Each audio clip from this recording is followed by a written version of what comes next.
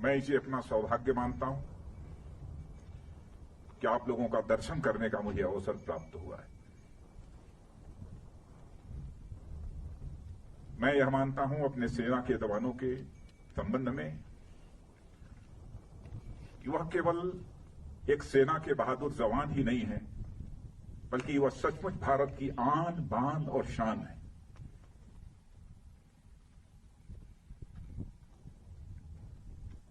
समय समय पर जो भी करिश्माई काम हमारे सेना के जवानों के द्वारा किया गया है,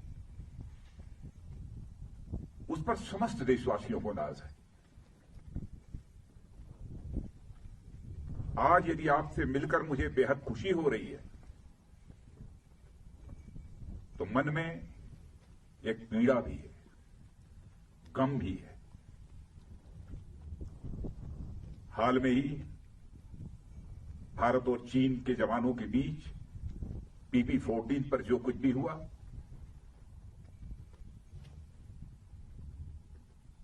उसमें हमारे कुछ जवानों ने अपना बलिदान देते हुए अपनी सीमा की सुरक्षा की है। उनके खोने का गम है, आपसे मिलने की खुशी है। मैं उनकी स्मृति को स्मरण करना चाहता हूं, उनकी स्मृति को नमन करता हूं,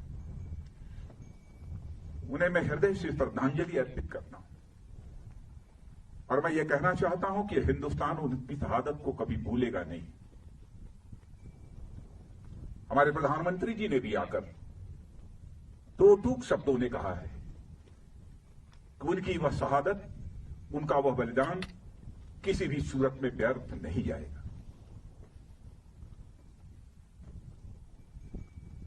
आप जैसे सेना के जवानों को जिन मां बाप ने पैदा किया है,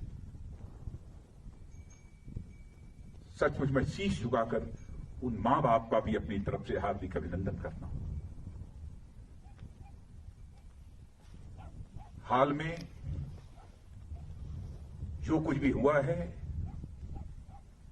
भारत और चीन के सेना के जवानों के बीच, मैं कह सकता हूं कि आप लोगों ने केवल भारत की सीमा की सुरक्षा नहीं की है, बल्कि भारत के 130 करोड़ भारतवासियों के सम्मान की आपने सुरक्षा की। इसके लिए भी मैं अपनी तरफ से आप सबका हार्दिक अभिनंदन करना चाहता हूं और देश के अपने सारे ऐसे सेना के जवानों का अभिनंदन करना चाहता हूं। कैसी स्वाभिमान की भावना आप सबके अंदर है। क्या आप सब कुछ बर्दाश्त कर सकते हैं, लेकिन अपने स्वाभिमान पर किसी भी सूरत में चोट नहीं बर्दाश्त कर सकते। आप सभी जानते हैं कि मनुष्य के हृदय की सबसे बलवती भावना यदि कोई होती है तो स्वाभिमान की भावना होती है। स्वाभिमान ये व्यक्तिगत भी होता है, समाज का भी होता है, क्षेत्र का भी होता है, परिवार का भी होता है, लेकिन सबसे ऊपर एक स्वाभिमान होता है, राष्ट्रीय स्वाभिमान। यदि व्यक्तिगत रूप से हमें कोई अपशब्दों का प्रयोग करता है तो हमारा व्यक्तिगत स्वाभिमान जागृत हो उठता है और उससे हम दो हाथ करने के लिए तैयार हो जाते हैं। वैसे ही हमारे राष्ट्र की सीमाओं पर यदि कोई आंख उठाकर देखने की जरूरत करता है, उस समय हमारा जो स्वाभिमान जागृत होता है उसे हम राष्ट्रीय स्वाभिमान कहते हैं। इसी राष्ट्रीय स्वाभिमान की भावना के कारण ही आप अपनी जिंदगी की चिंता नहीं करते हैं, अपना सर्वस्व न्यौछावर कर देने के लिए तैयार हो जाते हैं। भारत को आजादी भी मिली है तो इसी राष्ट्रीय स्वाभिमान के भावना के कारण ही मिली है। चाहे वह चंद्रशेखर आजाद रहे हों, सरदार भगत सिंह रहे हों, खुदीराम बोस, अशफाकुल्ला खान जैसे लोग रहे। इसी राष्ट्रीय स्वाभिमान की भावना के कारण ही हंसते हंसते फांसी के फंदे को चूम लिया था, तब जाकर यह हमारा भारत आजाद हुआ।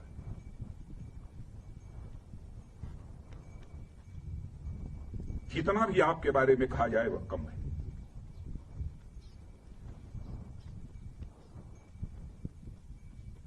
इस समय सीमा के विवाद को सुलझाने के लिए बातचीत का दौर चल रहा है। जो कुछ अब तक की प्रगति हुई है बातचीत की, मामला हल होना चाहिए।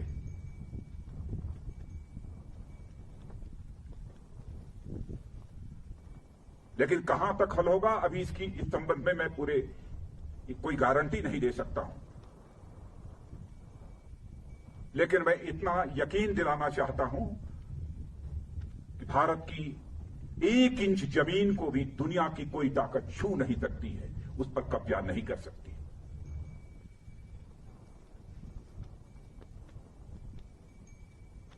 लेकिन बातचीत के द्वारा यदि समाधान निकलता है तो इससे अच्छी बात और कोई दूसरी नहीं हो सकती है।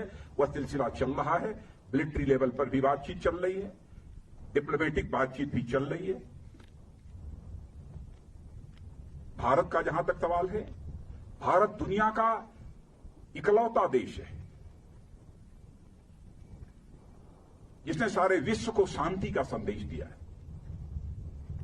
भारत दुनिया का इकलौता देश है जिसने कि दुनिया के किसी देश पर न तो कभी आक्रमण किया है और न दुनिया के किसी देश की 1 इंच जमीन पर कभी कब्जा किया है। भारत दुनिया का यह इकलौता देश है जिसने भारत की सीमा में रहने वाले लोगों को ही अपने परिवार का सदस्य नहीं माना है, बल्कि पूरे विश्व की धरा पर रहने वाले लोगों को अपने परिवार का सदस्य मानते हुए वसुधैव कुटुंबकम का संदेश सारे विश्व को किसी एक देश ने दिया है तो हमारे और आपके देश भारत ने दिया है। हम अशांति नहीं चाहते, हम शांति चाहते हैं। हमारा चरित्र रहा है कि हमने दुनिया के किसी भी देश के स्वाभिमान पर चोट पहुंचाने की कभी कोशिश नहीं की। लेकिन यह भी मैं कह देना चाहता हूं 2 टूक शब्दों में, यदि कोई दुनिया की ताकत हमारे स्वाभिमान पर चोट पहुंचाने की कोशिश करेगी तो उसे किसी भी सूरत पे हम बर्दाश्त नहीं करेंगे, उसका हम मुंहतोड़ जवाब देने के लिए भी तैयार रहेंगे।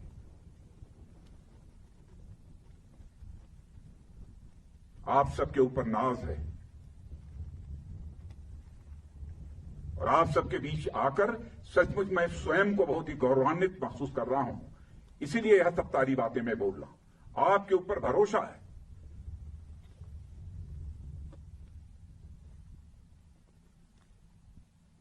और जिन हमारे जवानों ने अपनी शहादत दी है उसका गम केवल परिवार के लोगों को नहीं है, हम लोगों को भी है, 130 करोड़ भारतवासियों को भी।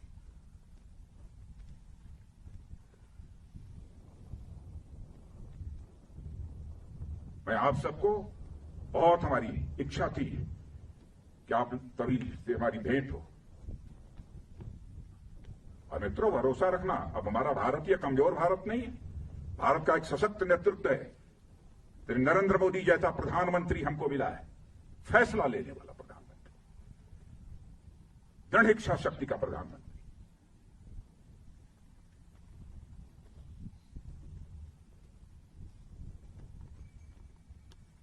हमारे स्वाभिमान पर कोई चोट नहीं पहुंचा सकता। राष्ट्रीय स्वाभिमान ये हमारी पूंजी है।